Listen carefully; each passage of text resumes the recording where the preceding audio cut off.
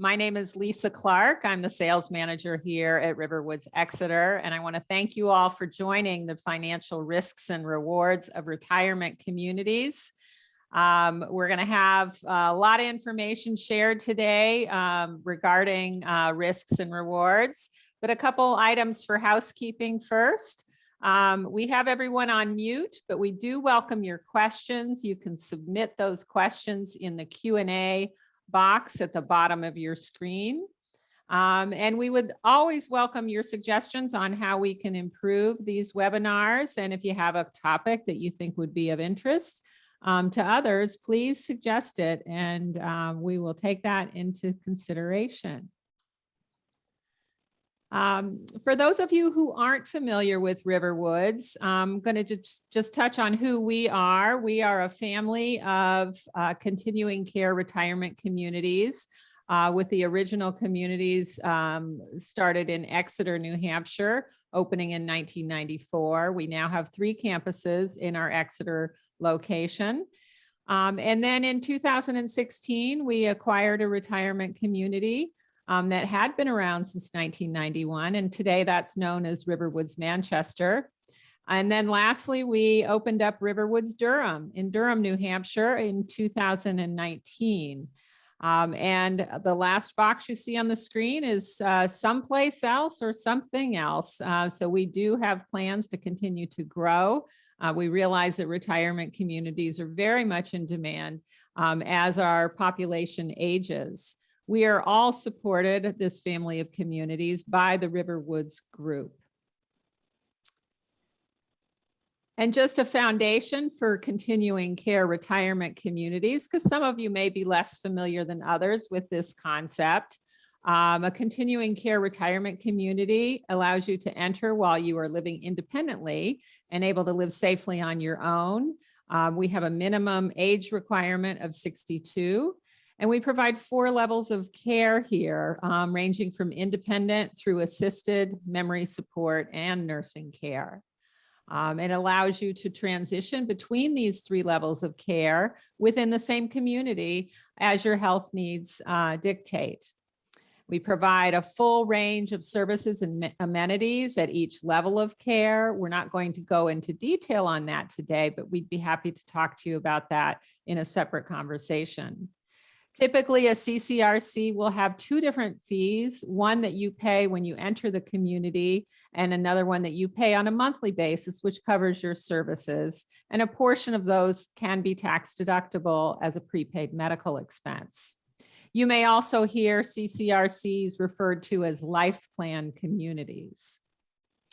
And just to continue on with just a foundation of CCRCs, typically you'll see one of 3 different contract types when you're looking at a CCRC.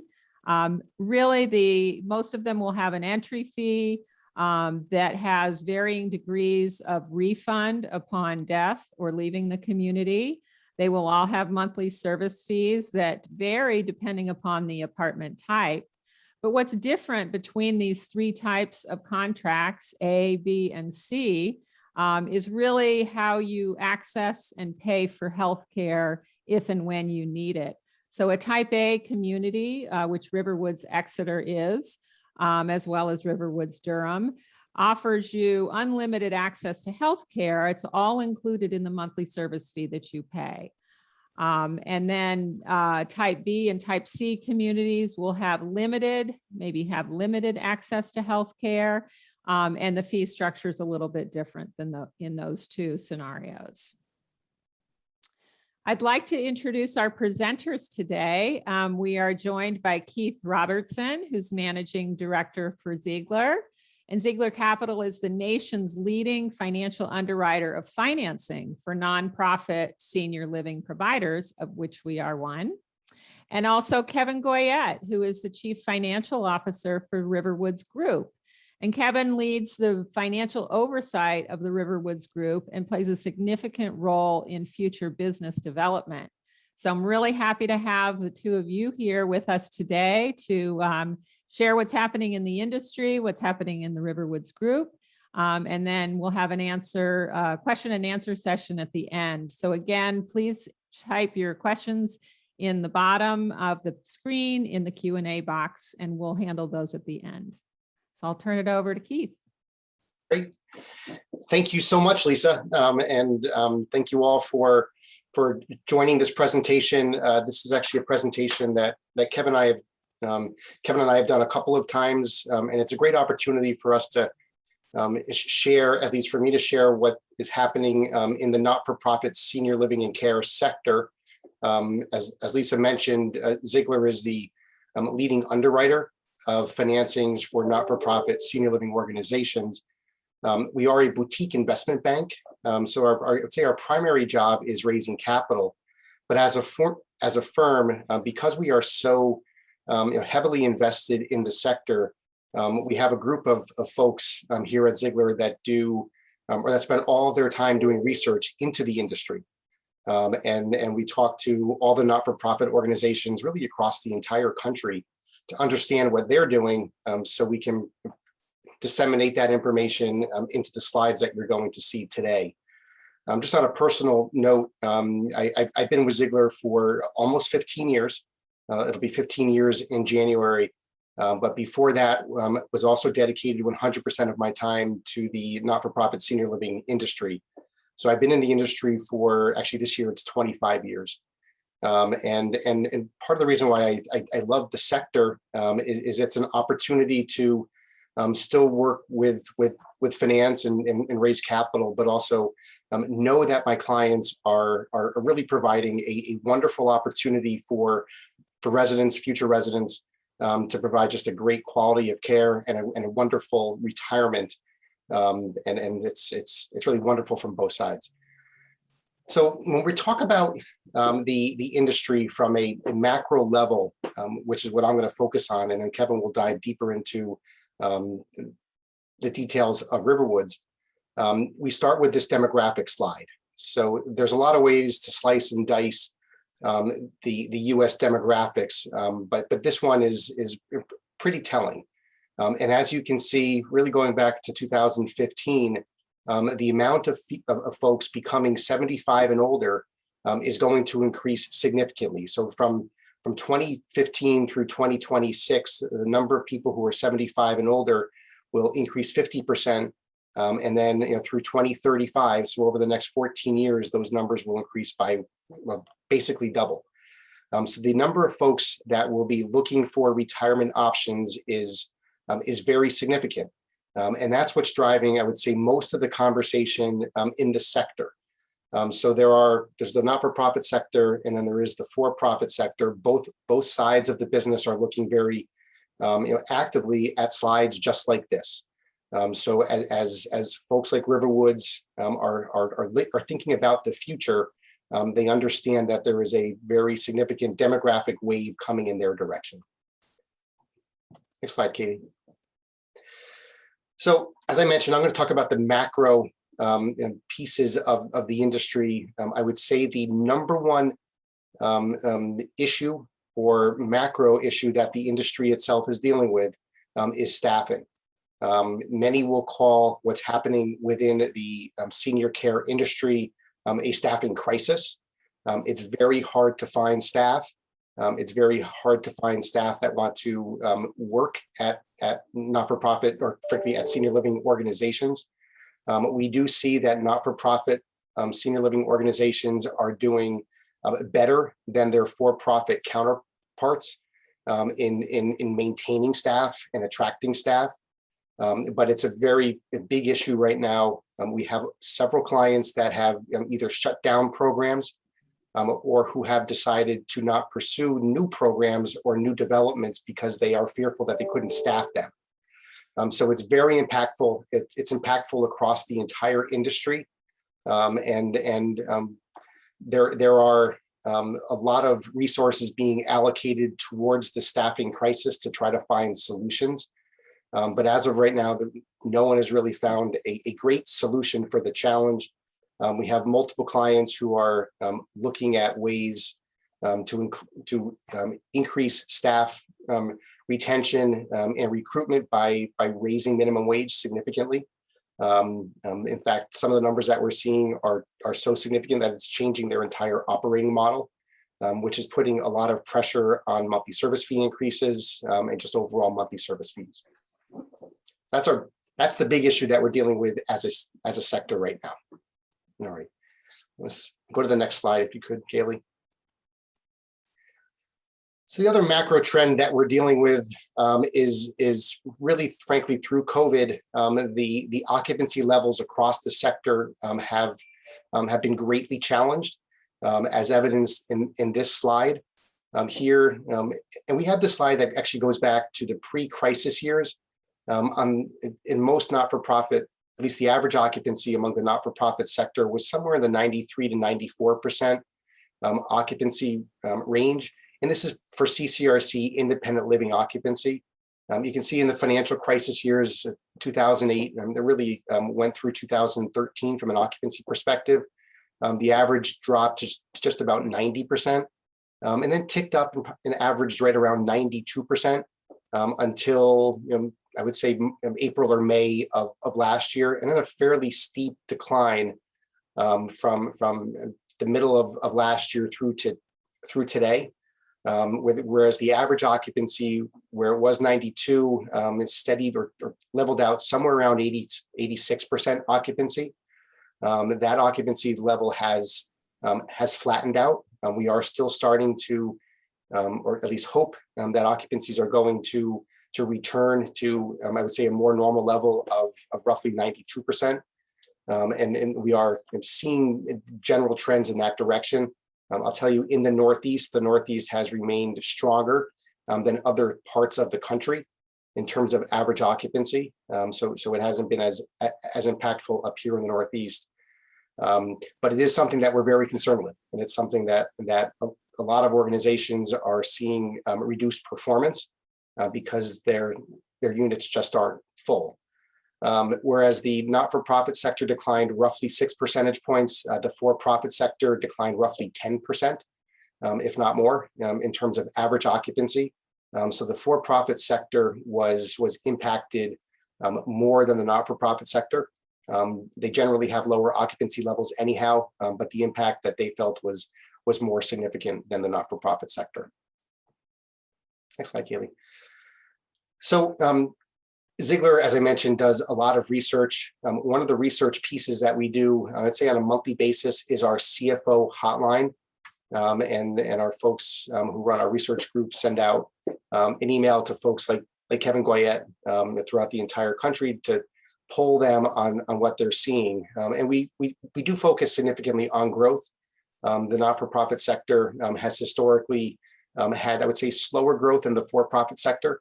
But growth is on the mind of, I would say, every organization that I work with. And what we wanted to do is get a sense of the change of the idea around growth due to the pandemic. So the light pink or the light purple bars are pre-COVID, or right when COVID was starting. And then the darker purple is the middle of last summer or the end of last summer. And then the blue is really focusing on where we are today.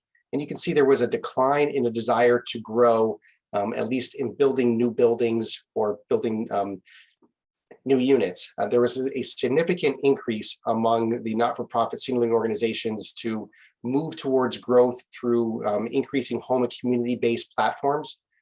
So at-home care, there's many different types of home and community-based service, so the HCBS that you'll see on this slide. And that's remained relatively stable since the pandemic began. However, that's where folks are hoping to grow. The staffing crisis, as I called it, is actually preventing a lot of organizations from moving forward with those types of programs. So what we have seen is growth generally in the not-for-profit sector has slowed fairly significantly over the past year and a half.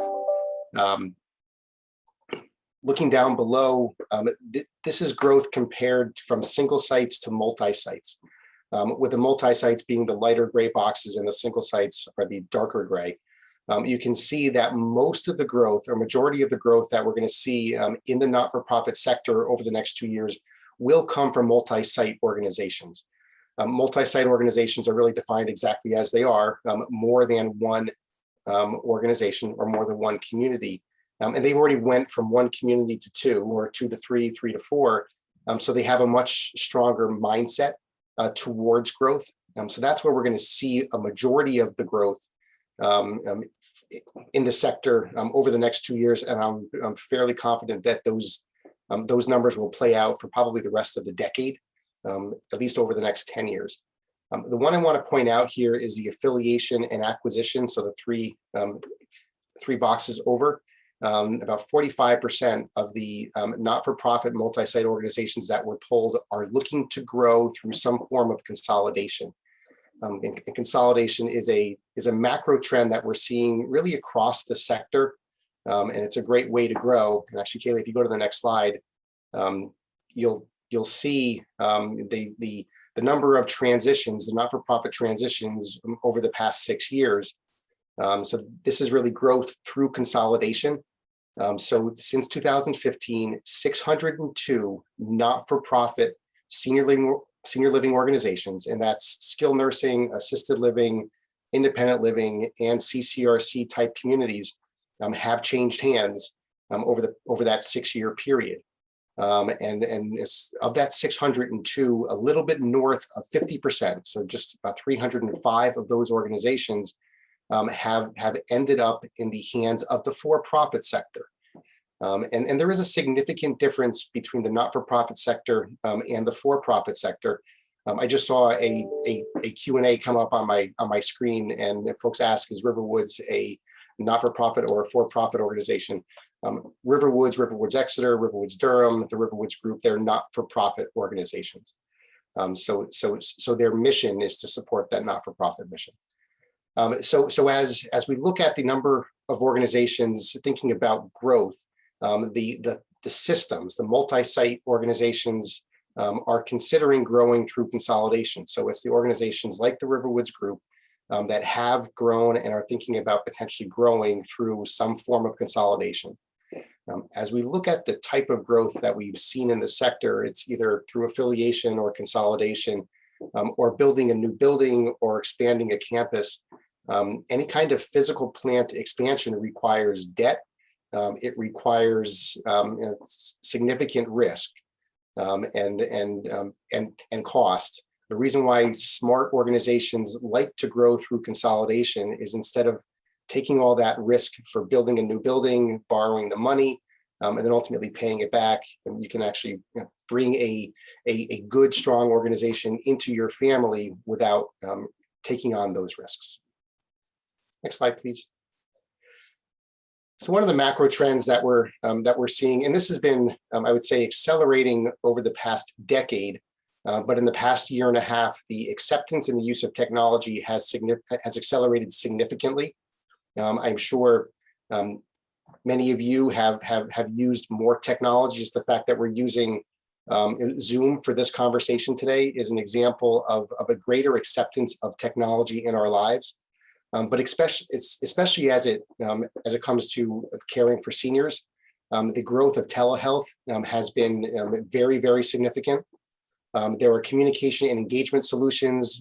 There are so many companies right now that are providing, looking at, or exploring options to provide technology options for senior care organizations is so significant. I've used this example before, but the national association that RiverWoods belongs to is called Leading Age. About 15 years ago, when I first started at Zeigler, there were maybe 4 or 5 technology companies at the Leading Age conference. We haven't had a Leading Age conference in a year or two, but the last one I was at had about 150 organizations that were there looking to provide some sort of technology solution to seniors.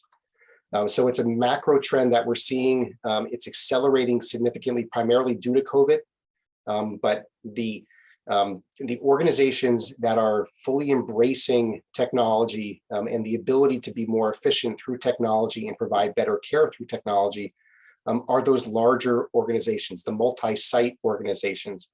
The smaller single-site communities just don't have the capacity, the financial strength to really look at all the technology options that are available, and then keep up with them, implement them, and then change with them. The organizations like the RiverWoods Group, because they are larger, they have significant scale, they're able to allocate more resources to exploring and looking at the technology solutions that are out there, and able to implement those solutions for their residents. Next slide, Kaylee. So as I'm on the financing side of the world, credit ratings are a big part of my business, and it's a good judge of the strength of the sector. There's a slide that we don't have in here, but there's Zeigler a couple of years ago tried to count the number of life plan communities that were in the country. And our most recent count, even though it changes every year, is 1,951 communities. And if you add up all these numbers, there's about 140 or 150 ratings. So of the 1,951 communities, there's only 151 or 150 credit ratings at all.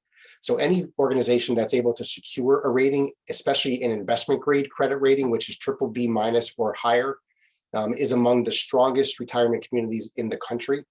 I will say that the RiverWoods Group and RiverWoods Exeter is actually rated A- by Fitch. So it puts RiverWoods Exeter in probably the top 3% of strong CCRCs in the country. Next slide.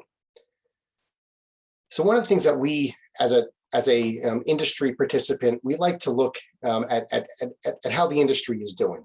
Zeigler does do our own internal review of our own clients' credits, and we do try to track their performance well, but there isn't a really great resource.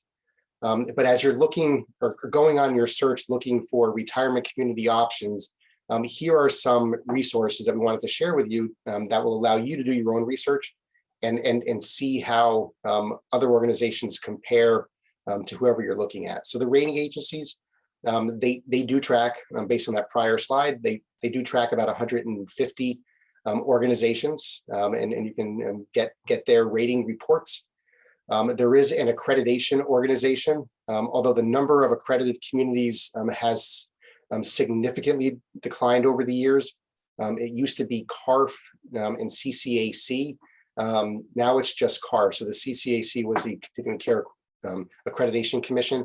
So it's not necessarily a good fit for many CCRCs, and that's why many organizations are either withdrawing or not renewing their CCA or their CARF accreditation. There are some good industry publications. Kevin will talk about one in a minute.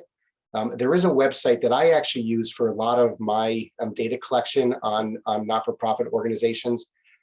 Any organization that has public debt, RiverWoods does not, it's all privately placed, but any organization that has public debt has to post their continuing disclosure on this website that we have listed here. It's emma.msrb.org. You just type in the name of the organization and all their continuing disclosure will come up. And one of the things that we're really trying to do is improve the consistency of disclosure. One thing that we do say often is if you've seen one CCRC, you've seen one CCRC. So it is hard to get an apples to apples comparison, but there are a couple of key metrics that you can look at that can really help you determine the strength of that organization. And I believe Kevin is going to talk about some of those ratios in his section. So with that, I'll turn it over to Kevin. Thanks, Keith. I appreciate everyone spending this beautiful day inside, or maybe you're out on the deck with the weather and undercover with the beautiful sun. So Keith has taken us through the high level industry perspective, and I'm going to dial that down a little further into more specific for community related ideas for you to think about as you go through your journey and consider life plan communities. Some high level lists here are items that you should be thinking about as you go through your journey. And I'll start off with saying startup communities have their own specific risks just because they're brand new. Even mature communities here, as you're going through the process, it's all about occupancy, as I'll show you in a little while, but look at the community's ability to stay full. People do move through the continuum of care, and the communities that have the ability to refill from a wait list quickly are the ones that are going to be more solid. As you're looking through this financially, look at the balance sheet. How much debt is outstanding? Is it a debt load that the organization is able to handle? What is the competition in the area? So we used to say in RiverWoods Exeter, we're the best CCRC in the Seacoast area. We're the only CCRC in the Seacoast area. But if you're down in the Philadelphia area or other parts of the country, there's significant competition right on your back door. It doesn't hurt to tour the community and look at the actual infrastructure there, the buildings. Is it crisp and contemporary, or is it aging? And I mentioned earlier that an organization can have too much debt. We've seen communities that have too little debt. They continue to pay down their debt without reinvesting in the community, and now they're left with an aging infrastructure. And again, Keith touched upon it earlier, the ability to access capital, to continue to grow upon your organization. We have a mission to serve as a not-for-profit. We exist in perpetuity. We have consumers today, we have customers tomorrow, a month from now, and years from now. And it really is important to make sure you're managing all of these pieces. The strong organizations, they are thoughtful about the way they grow. Here at Exeter and in Durham and in our Manchester communities, we call it bite-sized growth. Enough to keep competition out, but also not so much that if there's a downturn in our construction or the market shifts on us that we aren't under-occupied. The ability to access capital again and maintain a very strong financial structure, both on the income statement and on the balance sheet. And as Keith mentioned, the strong organizations have the ability to really look at affiliation and other consolidation to more strongly leverage their synergies. Kaylee? What we like to call the RiverWoods difference here, I talked about bite-sized growth, that's one piece, but we are an independent organization. We have no religious affiliation, no university affiliation, no fraternal affiliation. We are grassroots. And we look at our business structure from three cores, and they are mutually dependent on one another, from protecting the core. So what we've built, we don't want to put at risk. We want to take these communities and make sure that we are leveraging the synergies across all of the communities. So when Lisa talked earlier about the RiverWoods Group being a supporting organization, it truly is a supporting organization, and it exists for two reasons: to further the charitable mission of the operating communities, but also to make sure that we are maximizing our efficiencies across the system. And then there's a part of it as well as planning for the future. So we don't rest on our laurels. We will look for the future, whether that's for our existing communities or new opportunities that may come up in the industry. Our organization has very tenured senior leadership, as well as new individuals who have joined the team over the last couple of years that bring a fresh perspective for us. High quality management and an incredibly astute set of board members. I won't talk about the Fitch rating again, Keith already covered that, but we truly look at our system as a family of communities. So for you all, as you're thinking about this, without even the financial aspect to take into account, you really have five main options as you think about a life plan community. And the first option is just to stay at home. You're going to be able to live independently forever. You'll never need services, so you're going to be really fine in your home of 40 or 50 years. And while that sounds great, there is the opportunity for events to happen.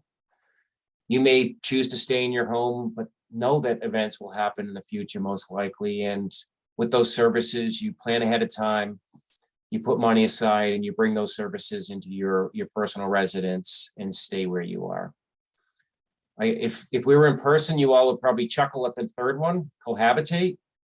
Not a very popular option for most seniors or most adult children either, but perhaps if you need further care at a later date, you have the ability to move in with your children or have them move in with you. But again, we very rarely see that one. You could not plan, and then when you do need services at a later date, it becomes a need-based decision as opposed to a want-based, and you have to choose an assisted living community or a nursing community very quickly. The choice now moves from you to somebody else, most likely in that instance, and your options are severely limited. And what we're really here talking about today is the ability for you all to make your change and you make your choice now while you have the ability to do that and look further into a life plan community. Kaylee? Next slide, Kaylee. So as you're looking through and investigating communities, if the life plan community is something that is of interest to you, here's a checklist that you can go through as you're investigating these options. And I won't go through every line item here. You have access to these slides after the presentation, but a couple that I really like and ones that may not be apparent to you. Third up from the bottom, ask the community, ask your salesperson if you can talk with the finance professional at the community. And the first gateway in is for them to say, yes, we'll actually free up time for you to be able to do that. So you're not getting a sales pitch, you're actually getting somebody who is managing the business and you're getting their perspective. And typically they are talking, they have the ability to talk frank and direct, because that's just how we're cut. We're not cut from a sales perspective. It really is how we look at the business. And ask them about that. Can they explain it to you in simple terms, how they look at the business and what keeps them up at night? Look at the financial statements. Typically, we will post ours online on all of our websites. And then we'll get into this in a little further detail, but Keith mentioned earlier, it's really hard to compare CCRCs. If you've seen one, you've seen one.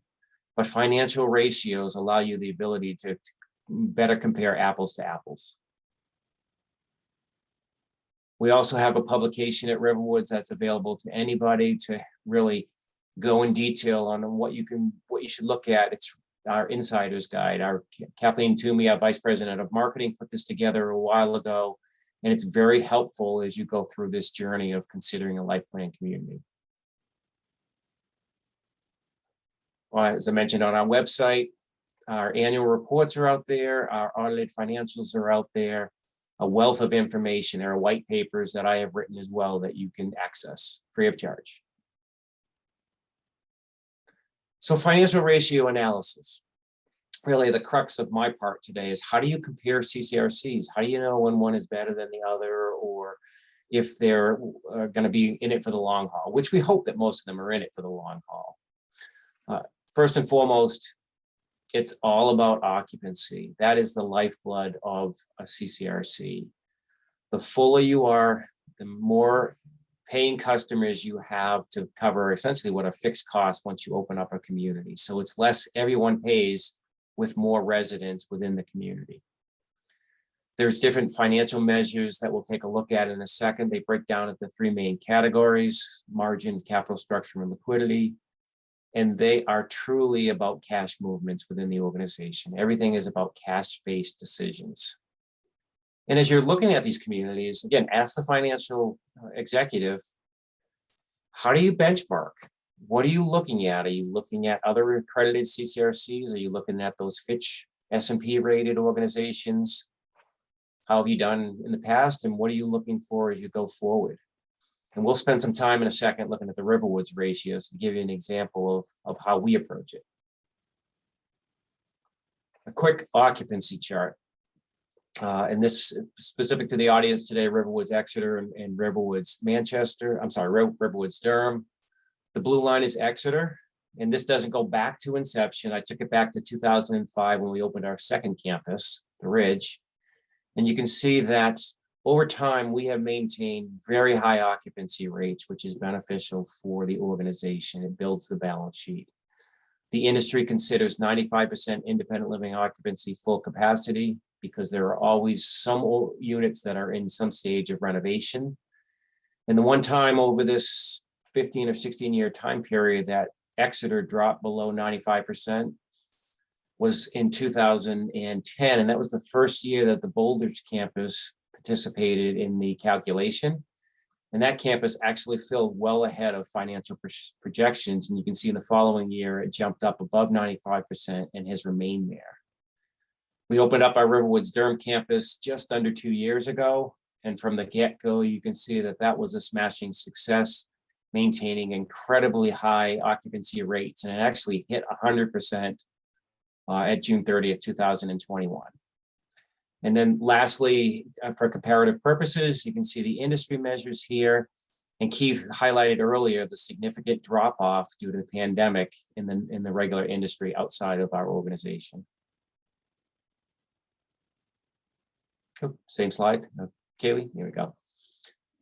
So another publication, this is not readily available. This is actually a cost to be able to get this information from CARF, but we get it because we, as at RiverWoods Exeter, are accredited. We have access to this information. There are roughly 30 financial measures within this publication that allow us to go and slice and dice the data of accredited communities and help us benchmark. This sits on my nightstand some nights because there are, just when you think you've learned everything, there is additional information in there. And it really is very valuable for us as we work with prospective residents, as we work with management and the board on how we set our expectations for successful financial performance. Kaylee? So we're going to show you a couple charts now, just for each of the communities, just to show you how we go about this and what you might expect as you talk to other communities. So this is capital structure, and this happens to be specific to RiverWoods Exeter, those 3 communities that Lisa described earlier. And this happens to be the cash to debt ratio, which essentially takes all your unrestricted cash investments and compares it to your debt outstanding. And over this 11 or 12-year period here, you can see the significant increase in the balance sheet strength of RiverWoods Exeter as it has moved forward. And there are many reasons for this success. And one of them is we've had a very favorable investment market, and our investments have worked very well for us over this time period. But there's also been significant demand, and our wait list has grown over this time as well. Only 2 bars here, RiverWoods Exeter, but I thought it would be fair to actually show a RiverWoods Durham measure. Again, RiverWoods Durham has been open for just under 2 years, November of 2019. And out of the gate, it has been a smashing success. And I will say, for days cash on hand, the strict interpretation of that is if you didn't take another dime of revenue or other income into the organization, how long could you exist based upon your current operating structure without making any adjustments? Longer is better. And you see Durham is actually skewed in the early days because it just came in and had so much strength before it started paying down its short-term debt. But even at the end of fiscal 21, so June 30th of this year, it had over 2 years of days cash on hand, which provides the organization with a tremendous amount of liquidity and the ability to deal with adverse conditions should they come in. Kevin, can I comment there real quickly? Yeah, please do, Keith. So Zeigler tracks a lot of or all the new campus developments across the country, and no other community, based on our research, has reached that degree of financial success so shortly after opening. So less than 2 years after opening, you have over 2 years of cash. That's a metric that we've never seen before. Thanks, Keith. So other things to think about, these are things we do, and every community is going to be a little different. And we're not saying we do everything right, because we certainly can learn as we go forward. But just some other things as you go through your journey. Does the organization report on a monthly basis? And what do the quarterly reports look like? So Keith mentioned earlier that all of our debt is private placement. We do not participate in the EMA database, but we provide very detailed quarterly reports to our bankers, our lenders, as well as the regulatory bodies. We make those available to others who are interested in that. And we have heard time and time again from our lenders that the reporting package is incredibly comprehensive, and it really explains all the things that may have happened, but also how we're looking at the business as we move forward. We have a documented written financial philosophy for each of our operating communities. so we can show you both orally and written how we run the business and how we think about it. And I will say this, going through the pandemic, being able to go back and look at our financial philosophy and see if the pandemic significantly upset the apple cart was really interesting. It didn't. A good financial philosophy is going to be evolutionary, not revolutionary.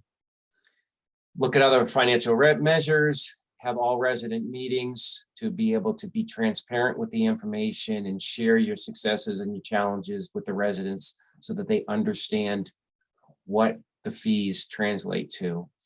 And we, from our get-go, have always had some type of representation of residents on our Board of Trustees, full voting members, including voting on the annual budgets and the annual fee increases.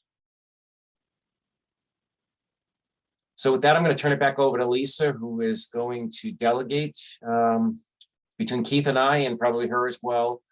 We're going to hopefully cover all of your specific questions. Great. Thank you, Kevin and Keith. That was wonderful. We're going to start off with a question for, let's see, excuse me, I'm in the dark. There we go. Okay. We're going to start off with a question for Keith, an industry question, which is, do CCRC industry consolidation and staffing shortages in the face of increasing demand require a new business model to limit the price increases? And if so, what are some of them? Well, that is a very thoughtful question. And I can tell you that as the staffing crisis has been really unfolding, specifically over the past year and a half, but it was a challenge beforehand. The industry itself is looking at all potential alternatives to want to deal with the crisis, but also manage monthly fees as well as entrance fees. There are different models that work in different markets, but what we have seen is, or at least what we recommend to all organizations is do projects and have contract types that work within your marketplace.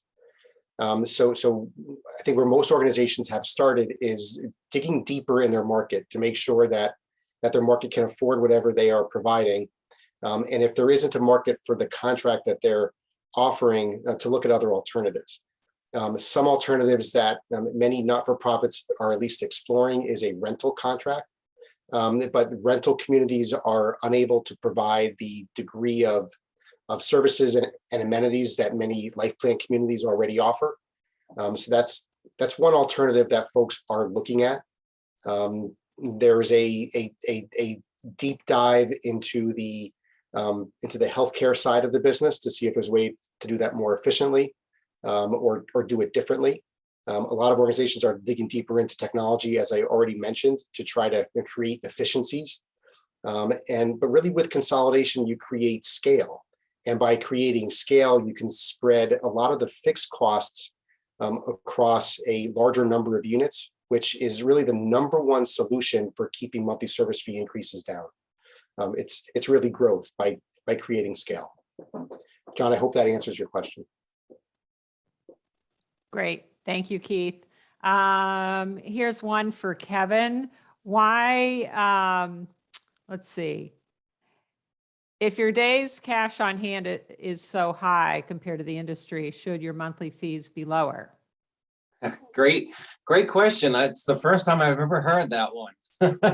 So I would take this back to the overall financial philosophy. So our expectation for these two communities is that the revenues that come in mostly through monthly service fees, but also investment income, are available to pay all of our ongoing operating expenses on a cash basis, as well as the mortgage on our principal on our mortgage.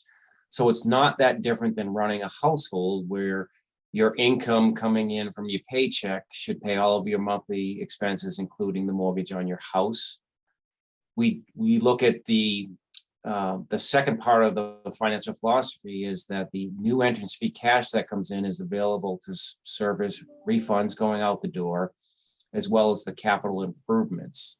And that's really in a typical community where your growth comes from, is you're building your balance sheet and you're creating a bigger liability from the increase in entrance fee refunds that are due later in the period. The days cash on hand is more a function of your operating experience, of your being able to build your cash and investments from entrance fee cash, not from monthly service fees. And it's really important to have a buffer, to have reserves for a community, so that when those adverse conditions come up, you have the balance sheet and liquidity to be able to service that. Great. Thank you, Kevin. Kevin, one more question for you. And this has to do with how our communities operate financially across the RiverWoods family. So if one community in the RiverWoods Group has financial problems, are monies transferred from one of the others? Yeah, another great question. So the RiverWoods Group, that actually that's the parent company supporting organization. It was created by RiverWoods Exeter after RiverWoods Exeter grew the third time during the Great Recession. And the board said, we can never grow again, putting our existing communities at risk. And so the RiverWoods Group was created to be a fire stop. Essentially, it's a separate tax ID number. There is no recourse from RiverWoods Group's activities back to RiverWoods Exeter. And similarly for RiverWoods Manchester and for RiverWoods Durham, they're separate tax ID numbers. They have separate balance sheets, separate financials, separate lending documents. There is no commingling of assets. So if RiverWoods Exeter is having financial concerns, there's no recourse to RiverWoods Durham or RiverWoods Manchester. Great. Thank you. Another question about, Kevin, this probably is for you as well. Do the monthly payments from residents help with recurring operating expenses? Yeah, our expectation again is the monthly payments from residents for monthly fees will cover all of our cash operating expenses in the mortgage and basically leave a small buffer left over. But essentially, we run a very slim operating margin. Great. Thank you. Kevin, also for you, why do we only have private debt and no public debt? What's the philosophy? Great question there. So public debt is usually more expensive. We have in our history been very comfortable with working with individual banks and going the private route. Typically, it is less expensive. It is not for normally a 30-year commitment, so you do have renewal risk, which we manage very appropriately. But when we can save $500,000, $750,000 annually on interest expense by going through individual banks or other private lenders for our capital, we would do that every day of the week. It ultimately means lower operating costs and lower monthly service fees for our residents. And Kevin, I'll add on there. If RiverWoods, any of its communities were to pursue public debt, the public bond market would embrace any RiverWoods financing with open arms. They are very aware of the organization. They do track the ratings, so they read the RiverWoods rating report every year. And I'll tell you that I've received a lot of questions from the public bond market asking why RiverWoods has not pursued publicly offered fixed rate bonds. So I'm sure that if that ever were to be a part of RiverWoods' capital stack, they would be very warmly welcomed into that marketplace.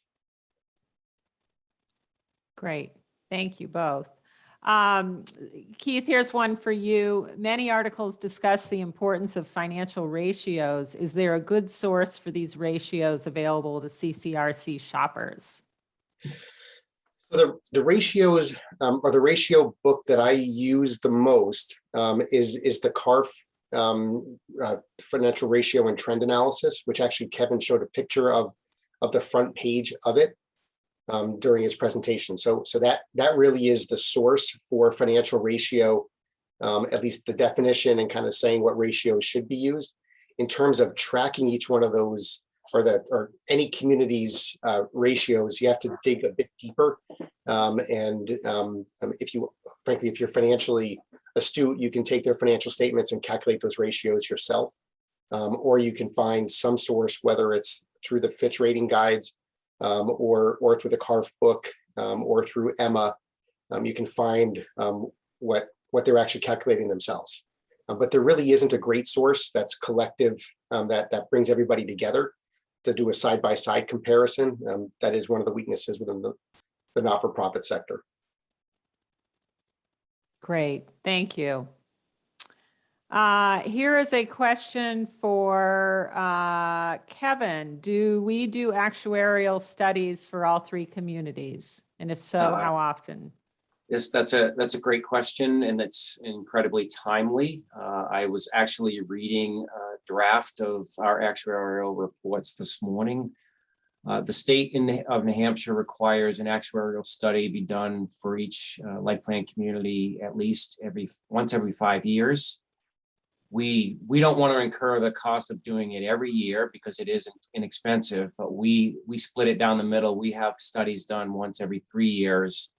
And for each of the three operating communities, they were done as of June 30th, 2021. And we're actually putting the finishing touches on those with our actuaries right now. A wealth of information, and it really does help us as we look forward into the future. And Kevin, there's a question about whether those will be published or not. Those are actually not public data. I mean, they're proprietary based upon the information specific to the organization as well as the actuaries, but we're happy to discuss specific measures that come out of that report. And for example, we'll put together an executive summary for our board, and we're happy to, if there's somebody who's interested in learning more about that, we're happy to have a conversation. Great.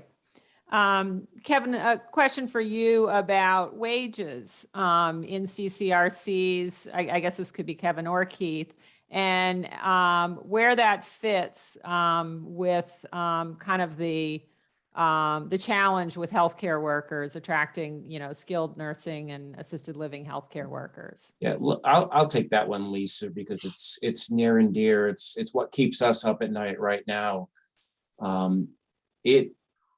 Even pre-pandemic, there was a shortage of healthcare workers in our nation that was just going to continue. Keith talked about ways to address that with consolidation and efficiencies.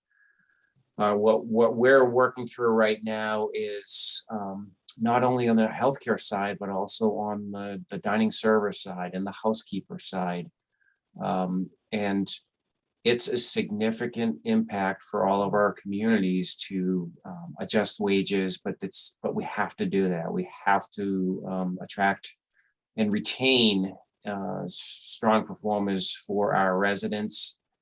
What we're going to do in the interim is we're going to adjust our wage schedules, and most likely we'll do it mid-year. At this point, it won't have an impact on monthly service fees mid-year because we have the reserves, we have the ability to deal with that. But ongoing for us, and I'm sure for other communities, at some point, those wage increases will get incorporated into essentially higher monthly service fees than what our residents have been used to. And as we look at that, we're looking at every other area of the business to mitigate those increases. From efficiencies, from embracing technology, but most life plan communities, 60% of their cash costs are labor related. So it's something that is having an impact across the industry. Great, thank you. A few questions about occupancy. Why is to what do we attribute the recent decline in occupancy?